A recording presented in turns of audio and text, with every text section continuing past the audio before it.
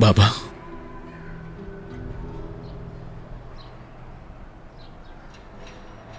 बाबा please ऐसा मत करें।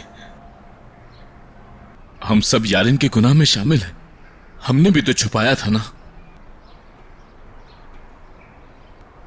हम लोगों ने जो कुछ भी किया और जो कुछ भी छुपाते रहे, उसकी सजा रियान को मिली।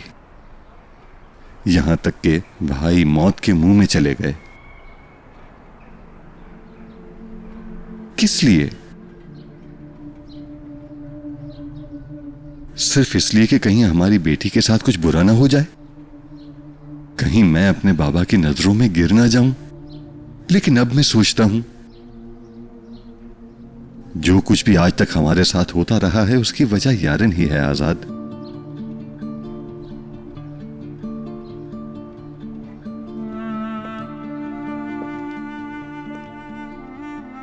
मैंने आखिर कहां गलती कर दी? हाँ, मुझे बताओ प्लीज, मैं कहां गलत था? बाबा, बाबा की नजरों में बड़ा बनने के लिए मैंने तुम लोगों को भुला दिया।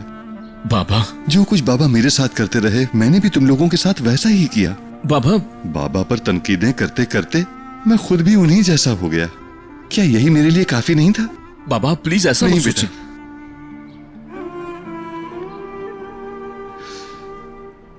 तुम्हारे साथ बुरा किया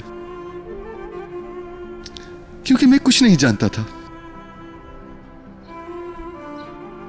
बेटा, मैं तुम लोगों के लिए अच्छा बाप साबित नहीं हो सका। मैं तुम लोगों को प्यार नहीं दे पाया। बेटा, तुम कब रियान को पसंद करने लगे?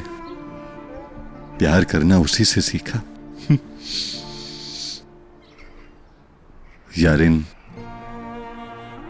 खुद को दूसरों से जुदा साबित करने की कोशिश में लग गई। मैं उस पर उसी वक्त ध्यान देता था जब वो कोई बड़ी गलती कर दिया करती थी। और फिर मैं ही आकर पूछता हूं, तुम किस किस्म की लड़की हो? तुम्हारा दिल इतना स्याह क्यों है?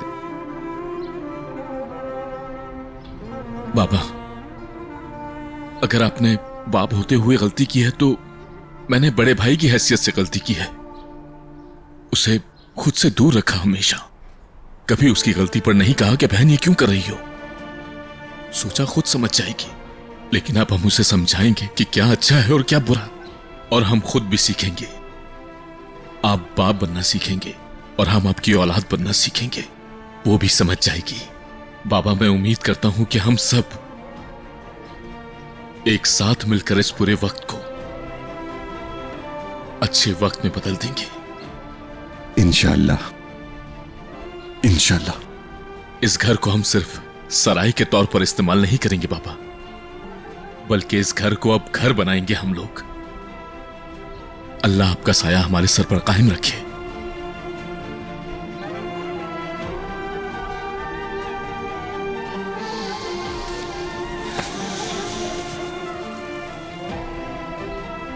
मेरा बेटा।